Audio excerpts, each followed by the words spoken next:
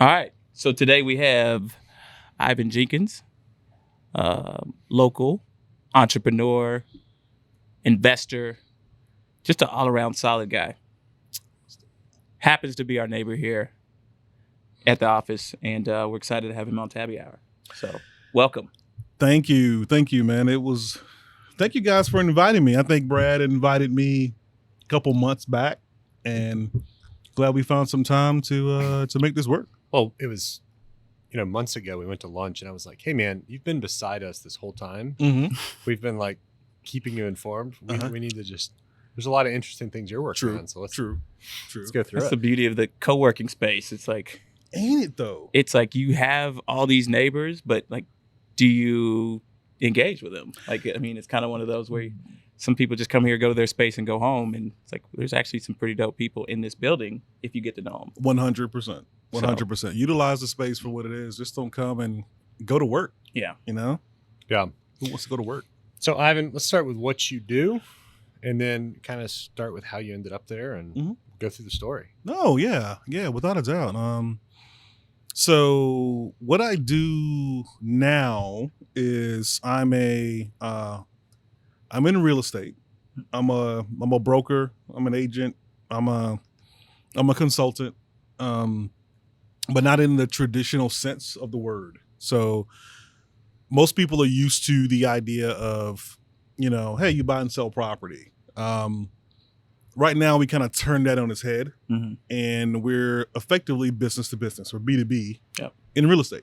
So the markets have changed over time. We started to see a lot of things come down, the pike. 2010, 2011, a lot of institutional money coming into residential real estate.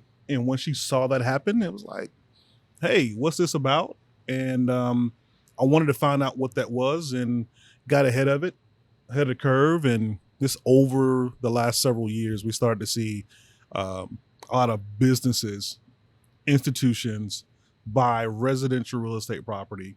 And it's a good idea. So took the business, put ahead of it, and now we service them rather than servicing individual clients. So 2010 Greenville, what did that look like? Oh, man.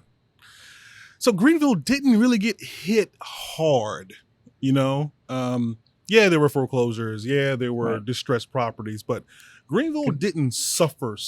08 wrecked a lot of people. 08 wrecked some people. 09 even worse, because 08 it was like, yeah, we're fine. And then you didn't know you got shot. Foreclosure. Right. Yeah. It was bad. Yeah. Foreclosures and job losses and, stagnant and, That's when I was coming out of college. A lot of job prospects in 2009. Oh, yeah. Felt real good. Oh, yeah. Not. That's the same year Airbnb started, too. Yeah. Get out of here. Imagine lending the way it was to start a Get out of here, man. So think about it. So you see a lot of opportunities come out of distressed situations, Definitely. right? Look at a Great Depression. Look at how many billionaires were made out of that, right? So look at what happened. Fast forward. Pandemic. Hey, we're in the middle of one. Another one. We're in the middle of it's one, opportunity, right? But yeah, people have to see that. Opportunity everywhere. So yeah, I mean, all these folks came out of that, and it was a great opportunity. I was still working for a company at the time. You're talking about college. I graduated in 2009 as well. Graduated 2009. Ended up finding a position in 2011 finally, but I was still, I was still investing in real estate, buying and selling during that time too. So we got through, and worked as an engineer. That seems to be a good transition for a lot of investors. Engineer to real estate investing.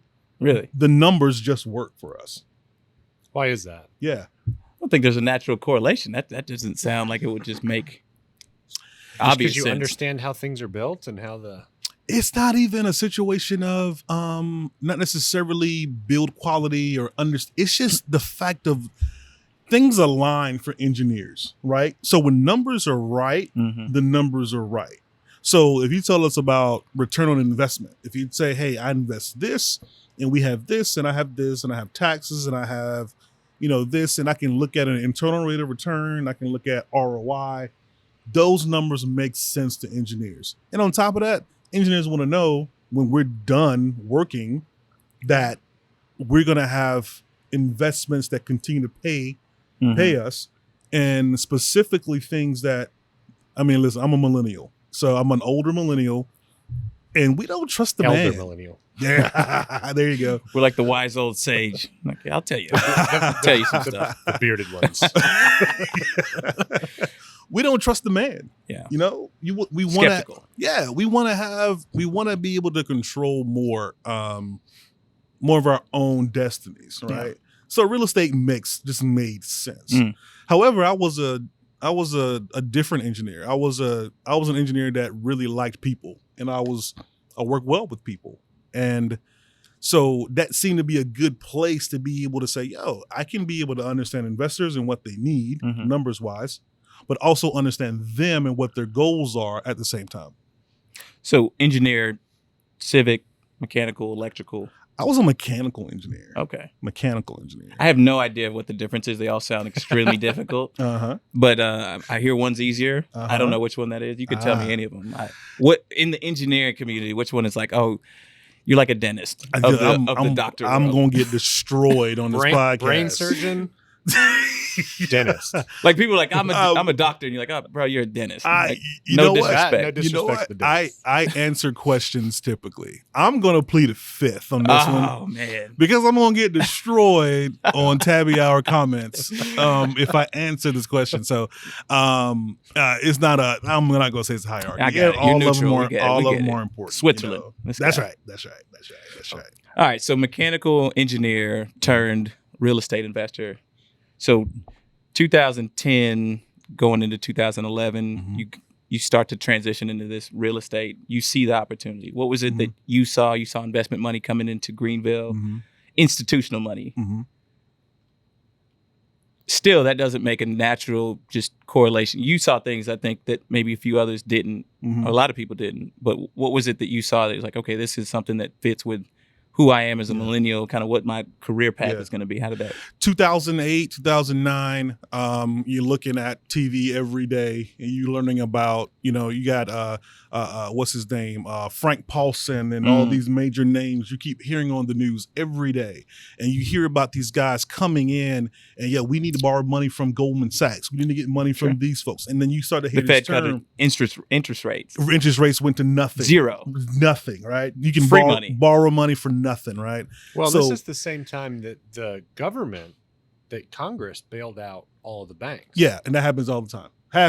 Right? They had to, right? That's what they sell us. That was the first time. $700 billion. Wasn't the first time. It was the first time that much. That much. Yeah. Anyway, you got to look at inflation too. But Creature from Jekyll Island. Read that book when you get a chance. Okay. It talks about a lot of actual bailouts between railroads and such. You can go on and on and on. But so Hank Paulson is the Fed. He was the Fed chair, right? He wasn't the Fed chair at the time. He was another chair, but he wasn't with the Fed at the time. He was with the government, right? And I can't remember his actual role, but he was a former Goldman guy. Yeah. Right? They place their people. Of course. So with the right hands in the pot, I remember hearing terms hedge funds. Yeah. This is my first time really hearing that term. Sure. And, just a little bit of time, you start to look at, what's happening. And then next thing you know, 2009, 10 time frame comes along. You show up at the local auctions, and here's this, was it Blackstone, BlackRock? One of those hedge funds. BlackRock, yeah. Yeah, they're here bidding on everything. We're like, who are these people? What are they doing? Right? Forced me to do some digging. And the more digging I saw, hey, these are these funds at the time that were buying residential property. From there, I found out a whole new asset class had been created out of this thing. Because remember, 2008, 2009, the big thing was mortgage meltdown. Definitely. Everything was falling apart. Well, it was a lot of subprime loans, right? A lot of subprime loans out. That was the whole play. Yeah, that was the whole play. Everybody could get a house. Exactly. Mortgage-backed securities, right? But remember, investors didn't necessarily not like, residential real estate in the U.S. anymore. They loved residential real estate, but maybe now they don't like the mortgages anymore. So now a situation of why have the mortgages when we can just buy the house? Interesting. Let's just buy the house. You do enough research, you find out that millennials, we're not moving like our parents. I mean, we're moving more than our parents did, that our grandparents did. We're not staying put. We're starting later, right? Starting later in life. Careers, it's nothing to up and move. I mean, how many times have we moved? Half a dozen. There you go. 6 to 7 times in our adult careers, and we're only in our early 30s. But will that slow down as technology continues to rapidly evolve? I don't see it slowing down. You see it accelerating. I mean, if you can work anywhere remotely, right? Yeah. That's kind of the key that unlocks all this. Well, that's what I mean. Will people moving slow down? Will people moving slow down? For jobs. For jobs, yes. You'll see people, because I mean, we talked about the pandemic, right? So let's fast forward, what is it? 14 years, 15 years from then, right? Now we're in the middle of a pandemic. Well, now remote work is a thing. Literally, I can work in Greenville, South Carolina for a company that's in Phoenix, Arizona if I want to. Or India if I want to, right? We hire virtual assistants to come in and do work for us from the Philippines, from wherever. That's needed for Web 3.0 and just to really unlock the global economy. 100%. We've talked about the global economy, just, Brad and I, and it's like, okay, we understand it on a fundamental level. But like when you think about the pandemic and how that accelerated the fact that remote work is now preferred. It used to be kind of like remote work, you're just kind of lazy.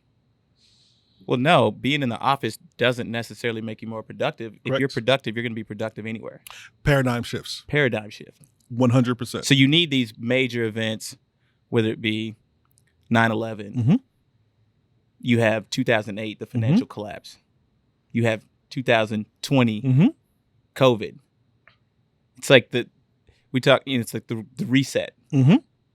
And these happen, every 10 years or so, roughly? We're seeing them happen way more often. But yeah, every They 10, 12 frequent. years, we're starting to see it more often. So you hit the nail on the head. Like you're starting to put the pieces together. And literally, that's what I started to do. And I recognized that, let's take advantage of what we can. And I found out a long time ago, I mean, look at Levi's or look at other companies that, during the gold rush, they didn't mine for gold. I was mining for gold, looking for property. Hey, let me stop mining for gold and let me start selling Levi's to the actual miners. So that's what I wanted to do. I wanted to be a servicer for the people who wanted the property rather than just only looking for properties. So that quick shift, I didn't stop my day job immediately, right? It was a situation of building teams, learning what was happening. And let's be frank, these guys didn't know what they were doing either. Sure. They didn't know what they were doing. You're teaching the teacher. Yeah, I wasn't even teaching. I was just kind of seeing what they were doing and recognizing, like, y'all, no, this is not how you need y'all to be don't know any more doing than it. me. Yeah, That's yeah. Y'all just have a bigger purses than most investors have. They were making mistakes everywhere, and we were right along there with the mistakes, and you found places where they weren't very efficient, and you offered up, hey, you don't need to be doing this, do this instead. Is that where the consulting had? A little bit, yes. You're like a real estate operations consultant. I have never heard that term before, but I just made it up. Sounds real good. I can buy it. But you're helping investors that want to broker these properties 100% to run a better operation, and you're streamlining the system. It's like real estate arbitrage. Almost. We're helping them, making sure that they buy the right stuff for one. Like, don't buy this tape of 200 houses when, probably 70 of them are trash. But I know you have a problem too. You have to place your capital, and we get that too. Can't keep it in the bank. You can't. It's the worst place. Especially not then, because you had no idea what's going to end up at. It's going to end up inflation's going to eat it up. Yeah, it's going to end up on a Fed balance sheet somewhere. Again, millennials, think of our grandparents with bonds. Oh gosh. My grandma had a shoebox. Who's buying bonds today? The Fed. The Fed. They are. We're like shoebox money. It's like you keep it under the mattress. Yeah. Okay, come on. You bet not. and see what happens. Well, Better get rid of that cash, put it back in the market. Exactly. So yeah, I mean, long term, I mean, we just started to find little niches, right? We still did our normal stuff, still represented clients. You say we, who is this? The shadow group you're so alluding to? it came and went, right? So I'm the type, I have no problem saying, like, I work better with other people. Yeah. Whether it's accountability, whether it's just the fact of somebody's better at this than I am. Sure. You know, and those people have changed over the years, but I've been doing the same thing, right? So whether it's someone who had a better idea for visual idea of, hey, we need to flip this house and make it look like this, or, we need to look at this particular market or this particular area because, this is going to change quicker. Or I got a good friend of mine who she was intertwined with some of the development boards here in the city. They're like, yo, you need to look at this area. I'm like, there's nothing here. You go down the street, and the chairperson of this board has built a $250,000 house right next to a row of $30,000 mill houses. You're like, what the heck is this? And you found out that a couple of years later, they were right on the money with it. So it's been several different people in the midst of it. So I always use the term we because I've never necessarily worked alone. It's probably been my ideas or me driving it, but it's never been kind of like speaks a to solo like it's shot. not what you know, it's who you know. 100%. 1,000%. That's all about networking. And 100%. I think as an entrepreneur, we could speak to that. I mean, you have to be the driving force, but also be smart enough to know where your weaknesses are, where your opportunities are, and then leverage. It is a sobering idea at the time because, a lot of the podcasts and a lot of the other stuff, like, for example, I remember people use this thing now called Bigger Pockets. Bigger Pockets was just starting when I was investing, right? And it was a shab of a website. It didn't look that good. Wasn't a lot of content there. But it was like, people can dive on there now and find a lot of ideas and know what to do and kind of work independent sometimes. But during the time that I was learning, I had a couple good mentors that would, feed some stuff every now and again. They would also let me bust my head up against the wall too. That I didn't like it, but it was good. Exactly. Yeah. It was by design. And so yeah, we had a little bit of that. So yeah, we started to, started to look for things for these funds. These funds started to change over time. They became more sophisticated as time went along. They started going from buying, 0.8% of all homes everywhere to up to now, we're talking about 15 to 17% of all single family homes that are sold are going to these institutions. And it's like, I see where this is going. And they have not stopped buying. More money is going into these companies. I mean, you're talking about college endowments. You're talking about insurance companies that are investing, to the tune of billions of dollars. And that money just didn't go. Follow the money, right? Yeah. Bingo. You hear that, but it's like, I think about that with, we live in the information age. Yes. And there's almost too much information, right? You can arguably say we're the most informed society that's ever lived by far. It absolutely causes everybody to have decision fatigue on a daily basis. Decision fatigue, yes. Because it's almost like, well, I just want to, and that's where you see sort of, ambition, the entrepreneurial spirit kind of declining because it's like, well, I'll just work this job because there's just too much out there. You have to be able to decipher that information, right? And I can see what you're saying. Information fatigue can take over sometimes. You have to be able to, it's kind of like, the best way I can say it is a bank teller, right? If you've been, or anybody that works for a bank, they don't train you how to find a counterfeit. Well, then maybe they do a little bit. I was like, I hope they do. They hand you a pen and say, here you go. They had you, yeah. But before the pen existed, before they came up with the ink stuff, right? Yeah. They didn't train you necessarily, in detail how to spot a counterfeit. They just taught you what the real thing was so well, and you worked with the real thing so much till the counterfeit was obvious. Wow. Well, it's, Right? It's like counting cash in restaurant operations. You always face your bills the same way before you count. Mm-hmm. You can almost do it blindfolded because you'll feel the difference. There you go. There you go. It's interesting. My dad is in. He does paint and body work. Right, a little side gig he does. It's so crazy. You end up doing the same things that your parents do. It's wow. But We all. But literally, he has this thing where he taught me. He was like, you can't necessarily spot an imperfection, but you can always feel it. So he will be talking to me and walking and have his hand dragging off on the side of the car that he just sanded, and he'll just stop. And I'm looking at him like, where did he stop for? But he can feel the difference, like kind of like what you were saying. Yeah. So yeah, I mean, with information fatigue, there's so much information out there. But when you're actually operating in a space, because sometimes you got to be ready, fire, aim. You can't just get everything together or your ducks in a row and decide to move forward. You got to get timing, to a point. right? It's timing. It's timing. You can wait too long. And it's activity. It's action. And so what you can do is say, yeah, I'm doing this, and then now looking at what I'm doing, the information that I'm getting is matching what I'm doing, or it's not matching what I'm doing. And if it's not matching, you can say, that's not true for me. Maybe I'll toss this out. Because you're not making a decision wholly on information. You're making it on, hey, experience and information combined, and you can decide what actually works well. Because right now you can tell me, information will tell me that that the price for a property or rents for a property are this, but when you're evaluating 200 houses a week to decide what you're going to do or what are you going to buy something, and something comes up as an outlier, it's obvious. Yeah. So whatever information is out there, I can tell you, nah, that's not the case, dude. That's not going to be the case. That's not real. So what do you see in the next 6 to 8 months? That's hard. Specifically in Greenville, in the commercial and residential real estate. That's hard. It's hard. It's really, really hard to tell.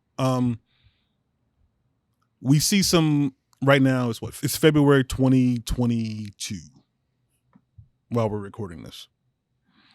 There's some signs that historically have said that will lead to some degradation in the markets. Oversaturation, rising interest rates, right. Supply shortages, rising, oil prices. You got the cryptocurrency that's kind of like the wild card. Nobody really knows what it's gonna do. Is it a hedge? To the moon, baby. Let's go. Moon. Let's go. You don't know if it's a hedge. It may be a hedge. No, it's not a hedge. Gold and silver Read and the dips. Yeah, that's what we need to be on. So it's really hard to tell. Like literally, man, this last couple years have been, every facet, think about it, has been a case study on none of this is true. Like look at what polls said about like Donald Trump in 2015, 2016. Yeah. No way, not a chance. Yeah. But every political scientist in this country, and if they say that they didn't, they're lying. Like literally, he debunked everybody. Yeah. And we've seen the same things in markets right now. There's some things that are true, right? But literally all the stuff that we used to look at, we can't really tell. Didn't we have like a 12-year bull market? It was something insane when you start to think about that's not reality. Like that's not sustainable. At some point, a correction has to happen. A correction is needed, but who's to say we haven't already done that? Through that correction. We don't even know till later. Right? We did a pretty much a flat line, small little decrease in 2020 because of the pandemic. And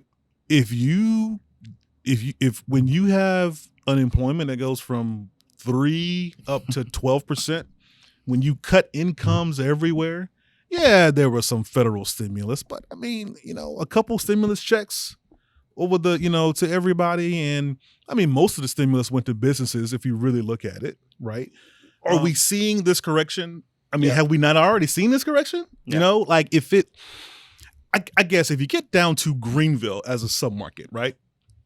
Everything almost for Greenville makes sense. Yep. Okay. So rising prices in raw goods, rising prices You mentioned lumber. You mentioned rising prices everywhere. Food, you name Commodities, it. yeah, Commodities, you name it, right? But at the same time, rising prices in real estate because they, the builders still need to make their money, right? But also look at the population shifts that are happening throughout the country. So now what's driving it is the fact of Greenville has great location, great weather, great people, great industry, arguably really good economy because of how government and other people are business friendly. Now pro-business. They're pro-business. Taxes are low. And now you have people that have gained ridiculous amounts of equity in homes from the Northwest, from the West to Northeast. And they're tired of high taxes. They're tired of bad weather. They're tired of a lot of that. And they're saying, hey, I'm moving to Florida. And then, I'm going to be going to Florida. Y'all crazy down there. They can't drive. Yeah, they can't drive. And coronavirus is crazy. So I'm going to half back it. And I'm going to come up here to this next place that everybody's talking about. And now they're bringing ridiculous amounts of equity. So they're 700 cash offers. Yeah, all day long. Which is wild, right? We had our strategic advisor, one of them, Ben Oakley, him and his family moved from Seattle. They did exactly what you said. I know. We don't want to live in Seattle, Washington. It rains 300 days out of the year. Our kids don't like it here. We don't like it here. Let's move to somewhere where we have family, we can build community. 100. So what do? They moved to Greenville after one trip to South Carolina. Yep. So they went to Charleston. They came to Greenville. They said, that's it. We'll see you in 3 months. Charleston has too many mosquitoes. That's why they ended up in food is fire, Greenville. though. I would say food is crazy in Charleston. So, but here's a nice kind of all listeners middle ground. come to South Carolina. We want you here. Come on in. And Ivan will sell you a house. Probably not. Definitely. I'm trying to buy it myself. You're going to be competing against me. No, I think it's you hit it in terms of Greenville was kind of destined for this opportunity. I look at my neighborhood and I got a neighbor from New Jersey, neighbor from Philadelphia. I've got neighbors from basically everywhere but South Carolina. Yeah. Everybody in my street was from somewhere else. And Yeah. they moved here in the last 3 years. Greenville is the New York of the 19th century. It's a melting pot. Roaring now. 20s. I love that too. We're in the these- roaring 20s. Yeah, I Flapper mean, girls. everything makes sense. I mean, we're net almost 1,000 heads of people. People are not cows, I know. I shouldn't say heads. Well, we're net almost 1,000 people a month to this MSA, and so It's crazy. So literally, when you have that much influx, it's hard to stand back and say, "Hey, what's going to happen in Greenville in the next 6 to 8 months?" We're kind of insulated. Yeah. We're a little insulated. Now, what's going to happen in Newark, New Jersey? What's going to happen in Detroit, Michigan? Detroit, Declining Michigan. population, under 100. Correct. Under 700,000. Cincinnati, Ohio, or Boston, Massachusetts, or California as a whole. Go cities. Compared to Austin, Texas, and what's happening in Nashville right now. We are literally Nashville is just, probably 3 to 5 years ahead of what we're experiencing. Prices, population growth. They have, their culture is great. Don't get it twisted, but literally Greenville has a little bit more, And so it's like we're in the beginnings of a lot of different stuff here in this market. So 6 to 8 months, I don't see much changing. We've had people ask us with Tabbi, like, hey, you're go to market. Do you want to go to a faster growing city somewhere near you? And we're like, Find one. where? Find one. And that's what I love about being in real estate and being able to compare different things. People think faster markets are Atlanta. They think you got to be in LA, New York. Larger does not mean faster, guys, because literally you get to an inflection point where you've maxed out and it's like, we don't want to be here anymore. And has anybody been to Atlanta lately? Literally, it takes you an hour to get. Traffic is still trash. Bingo. Infrastructure can't keep up with it. Yeah. Every major city goes through the same thing. It's like, that's not a good quality of life. No. You come here, literally, to get 30 minutes, something's 30 minutes away, it takes 30 minutes. It's funny when people talk about traffic in Greenville. Yeah. Well, yeah. Like, it's have you just- been in Houston? Have you been in like Atlanta? It's hilarious. It's also hilarious. it's Houston. Oh my gosh, yes. Yeah. Oh, it's the It's tough. culture. It's It's tough out the there. it's the food. It's the bars and restaurants. It's the people. It's the Mhm. scene. It's the vibe. It's got 100%. everything. I mean, we moved here. Basically moved here with looking online. wow. Because Sight we, unseen. We were I hear sight that unseen, so often. and it was So we didn't often. even really. It was our job moving us here. So they've got like rivers and bridges and yeah, let's do that. We got Yeah. views. We got the mountains. We are 2 hours roughly from almost a bunch of major cities: Charlotte, Atlanta, Yeah. if you want to call Columbia, South Carolina, a major city. Still 2 hours away. Womp womp. We're 4 hour. We're 4 hours away from the beach. Right. Yeah. We are an hour away from the mountains. I mean, you're basically telling our go-to-market strategy. There you go. There you go. So yeah, I mean, when you ask about what I see in Greenville, I don't see Greenville moving that much. And I'm not talking about it just because I like Greenville, because I'm still an investor and I represent investors. And down markets are actually beneficial for Most definitely. for us. Speak right? on it. But at the same time, I really enjoy where I live. I could have moved somewhere else and represented a fund that some of the same funds in those same markets, right? But why? This place is a great place to grow a family, to live, to work. So why not do it? That's why we wanted Tabbi to. This is why we wanted to launch Tabbi here. 100%. Like for us, it was everything you just said. The going out scene is still very. It's grown and it's developed, but it's still very, very like green. Like there's still That's a great place to be, man. for us. It's like, okay, well, what better test kitchen 100%. for a going out app 100%. than Greenville, South Carolina, because you have the convergence of different cultures and different people, and there's a vibrant scene out here. Very much so. Very And much you got old money, you got new money, so. Uh-huh. but you also have a university in Clemson Mhm. that feeds a lot of that. You've got Furman, Mm-hmm. you've got Wofford, Mm-hmm. you've got a lot of these universities, and a lot of these kids want to go out and they want to have the Atlanta experience. Yep. They want to have the Charlotte experience Mhm. because they go to these places and their friends go to those places. But then it's like, Mm. well, I can't, I don't want to pay for parking. I don't want to deal with all the hassle of Exactly. going out in big cities, which is Yep. a nightmare. We've all done it. Yeah. It's fun, but I mean, fun is relative. Very much so. Very much so. Your fun in New York is cool, but like I kind of want to go to the bars that I know and I can get in and out and I don't have to deal with having to, spend 30 minutes looking for a parking spot and pay $20. Mhm. Everybody's on For the list. parking. Everybody's on the list in Greenville. You don't Yeah. have to be on the list. Yeah. I like that. You're right. Everybody's on You're the list. absolutely right. Yep. You're absolutely right. No, that's dope. And we're just big enough to not be too big. Perfect. Just not big. Not big. We're not as big, so that we're not too big to be. We're not too small to be to not be in the conversation. Good spot to be. I was surprised when moving to Greenville, like the amount of big entertaining acts that come to Greenville. Talk about it. Cat Williams. Talk about it. I mean, big bands, big tour stops. I'm like, Yeah. I didn't even know. I So- didn't know, and it's like that to me is a bonus. Greenville has always been a really, really good market for those like an ancillary town that You need a Thursday night stop on the tour. bingo. A You're good in Friday filler. night. You're in Charlotte Big, or Atlanta. the location is perfect for that, right? Yeah. So literally, they're like, "Yo, okay, yeah, we hitting up Atlanta, we hitting up Charlotte, but yo, we can still sell out Get the- probably 2 nights Get the if bag. we go here." Yeah, Get the bag. Yeah. And you got a bunch of people here who have disposable income. bingo. They want to do something and they don't want to drive 2 hours to Atlanta. I went to go 100%. see Kanye in Atlanta a couple months ago, and it was worth every penny. But it was a 2-hour drive, Mm-hmm. parking, all that. I mean, it was Traffic, all You that drove traffic. back. You drove back that night. that same too. night. Yeah. Should have did it right. Should have got the hotel, but Should've. it was one of those like last minute things. No, I got you. You I know. got you. You're right. I mean, it's a spot where a lot of people can come and drop. Man, let's call it what it is.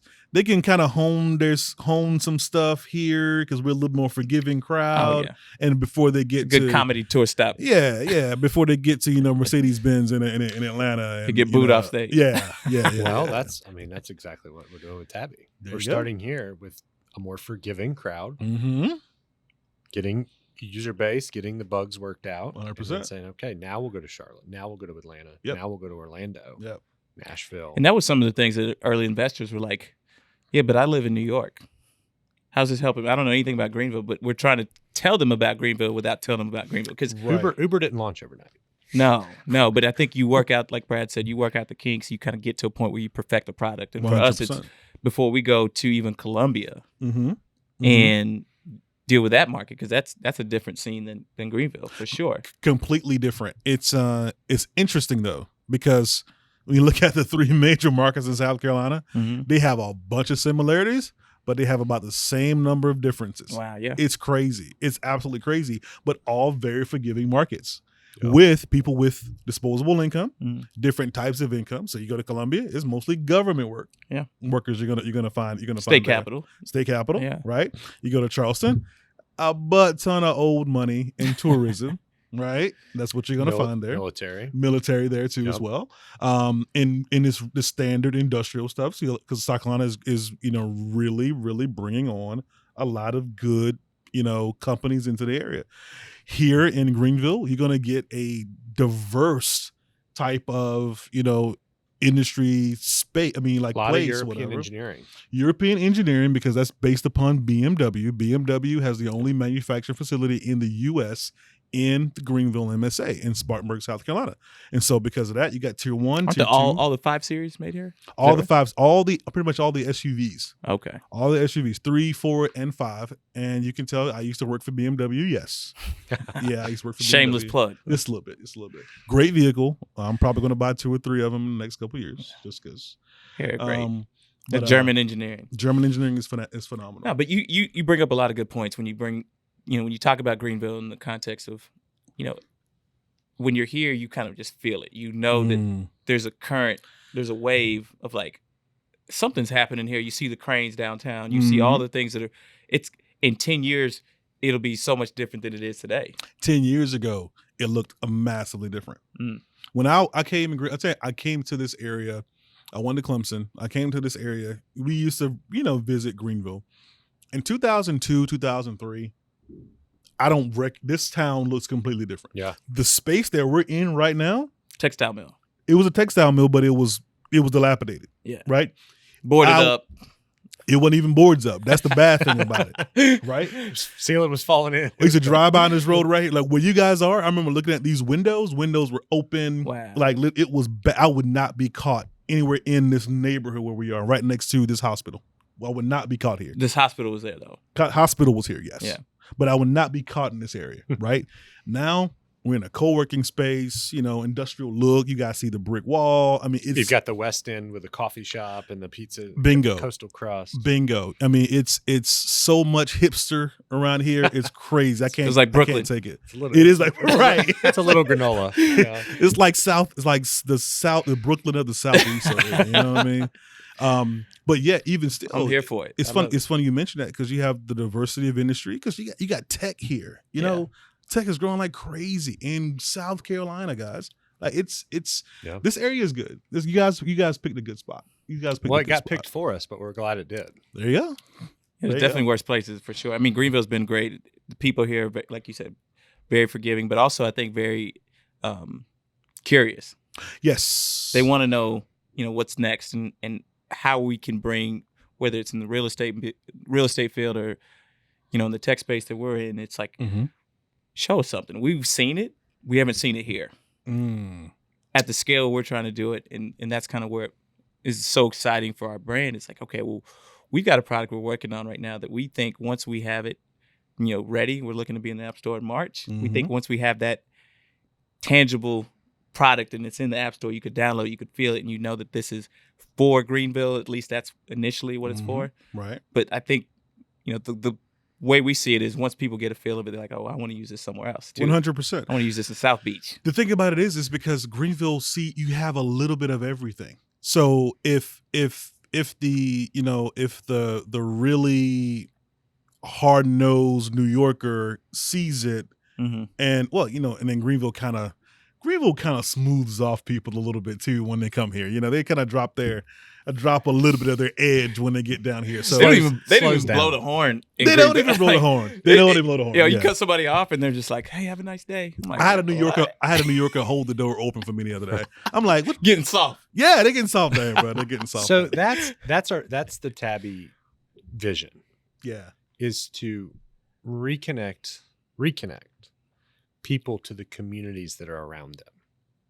100%. So you come to Greenville, and after the pandemic, there's been a divide in a sense, just from a health standard. 100%. But now we're reconnecting in a safe way. Yeah. Digitally. Yeah. Same location. Yeah.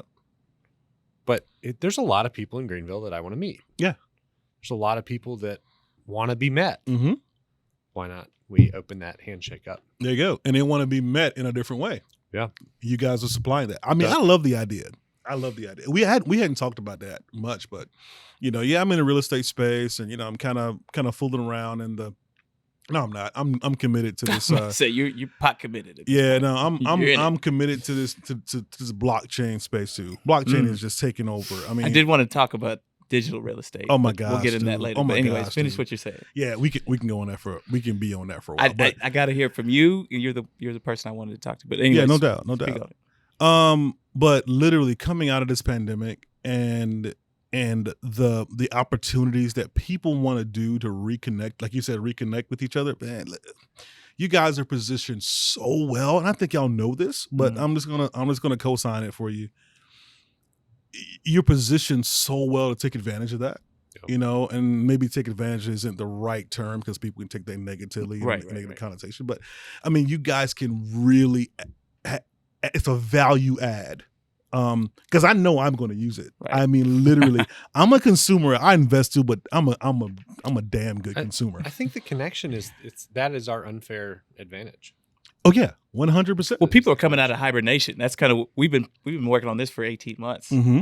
Mm-hmm. And you think about it and you say, okay, the fog of COVID, I think is starting. People are like, oh, this is just a reality. This isn't. People kept talking for 6 months, a year of COVID. Oh, we'll go back to normal. There's no normal. This is the normal. This is the normal. Correct. So if this is the normal, then how am I going to now interface with this new normal? Mm-hmm. And now I want to have a little bit of bio before I have a conversation with somebody. Uh-huh. I want to know who that person is across the room before I go up and talk to them. Bingo.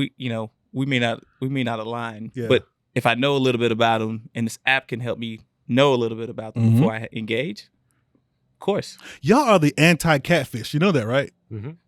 Yo, it's can the we anti-catfish. Can we coin that? You need to. You need to. And just give me a little bit of credit down there somewhere. You guys are the anti-catfish. 0.5% royalty. How about that? There you go. I can deal with that. Yeah, I can still be a quarter of a percent. I'm being generous. Oh, I appreciate it. Thank you. Yeah, I mean, as we've thought through like these profile verification, we're still going to go through the steps of having the profile verifications and having the how to get a blue check mark. But yeah, it's hard to fake.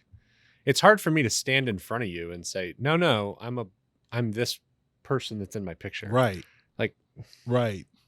No, that's not you. 100%. Yeah, there's a documentary on Netflix called The Tinder Swindler. I saw it pop up this that weekend. I meant to tell you that, Brad. Like, if you haven't watched it. Just come out? Yeah, it just came out like 2 weeks ago. This is the guy who's like going after like went after like faked, wealthy. He was part of a billionaire diamond mining family, and was like scooping girls from all over the world. Okay. Just finessing them. Yeah. And had Photoshopped images. But like, you couldn't do that on Tabbi. That's to me immediately. I thought that. And you said the anti-catfish made me think of that, because that guy, and he was in jail for like 6 minutes and got back out. But it's like, and he's wrecking people's lives. They took long processing him than he was actually. Well, it's like, up. you got to watch it. But, the guy was basically, he did like no time. Crazy. But, sorry if I just spoiler alert. No, you're for good. anybody that I'm going to watch it. I want to watch it. Yeah. I actually want to watch it now. That was a trailer. Yeah. But it's one of those where I'm watching this. I'm like, how do you do that on Tabbi? How do you tell somebody, yeah, I'm the heir of a billionaire? What? You're across the room from somebody. And yeah, there's going to be ways. I mean, that's the human nature. We try to find, the loopholes, and we try to find the ways around something. But it's going to be harder. Yeah, without a doubt. I think we added a goalie. I think we made it to where now it's like, it's not just that easy to catfish somebody and just, I think now with Tabbi, it's like I'm literally in the same space as you. Yeah. Hey, do you guys have a feature on Tabbi for a girl to ask a guy or somebody else to buy her a drink? Yeah, so we're that'll down be the funny. road. That's a sneak That'll peek be funny. in the future development, but requesting drinks and then the ability to send drinks. And just real quick on that now part, you're thirsty. Get out of my place. But you think about what that looks like from the female's perspective. I can't really speak on it 100%, obviously, but just from a safety, if I know that you're buying me a drink, or I get to see the drink being handed to me from the bartender, not you handing me a drink. 100%. Creepy guy. Yeah. It's the bartender handing me the drink. He just bought it. Yeah. Men have been buying drinks for women for centuries. Yeah. Back to the pipe. Yeah. Before we knew about it. But time to even the playing field a little bit. yeah. Well, yeah. Buy me a drink. I'll take a drink. Girl. This is a quote from my wife. So before I get filleted by all the females, but groups of girls go out, and then there's if you're single, you're going to make your way to the bar to kind of detach yourself from the group. The cub. Now you can sit in the comfort of your friend group in a safe place, not having and start conversations with people from across the room, not having to. I can still have the security of my friend that's near me. It's a safe place. It's the private rejection. Yeah, you can get turned down and still have support immediately, right? We're fragile in this, and there's no public rejection. There's no walk of shame across. You know what? I don't even know if that's a help, because how many people still have the same emotional response in cyberspace as they would in interesting. What I think what you're about to say. Yeah. It's hard to be a keyboard warrior on Tabby too. It is, because you'll find out real quick. Very much. Keep that same energy. Keep that same. Talking that junk. You guys are onto something, man. I like it. No, it's everything we've grown up with. We all grew up. We're all about the same age, but you kind of see what's happened with the early days of online dating. It's like, bro, you're a weirdo. You're gonna find somebody online, like go talk to somebody, and then now it's like you're a weirdo for just going walking up to a stranger. Yeah, like who does that? Yeah, you ask a kid that's 25, like, have you ever just walked up to somebody? Like, it's a small fraction. Very small. Very small. Ask them what ASL means. They'll have no idea. No. That's too much. Well, Ivan, man, we'll have to have you back really soon. I would love to do it. Love to do it, guys. I'm glad we finally made it happen. Yeah, absolutely. You got to be back, because I got to ask you about the digital real estate market. So that's a teaser. Yes, we'll come back for that one. We need to talk about that. We need to let the world know, because like I'm gonna be straight up with you. This is a teaser for it. Mm-hmm. This is a new ministry of mine. Yeah. Like, this is a new ministry. People need to know so they're not behind. And when I say not behind, I mean like you can be completely left in the dark if you miss this. Wow. And I am doing whatever I can to make sure people know about it and get involved as soon as possible. At any rate, it's going to be different than anything else you've ever done or ever seen in your life. Crazy. But it's not. It's kind of like in 2005, asking if you had a smartphone. What are you talking about? Web 1.0. Yeah. What if I give you a phone right now that didn't have any buttons on it? What are you talking crazy? The spaceship is leaving. Yeah. It's not the train. Bingo. The spaceship is leaving. 100%. Yeah, we got to come back and run that back. We got to do it. Guys, I appreciate it, man. Thanks for coming on. Thanks. Absolutely. Thanks for having me. It's been fun.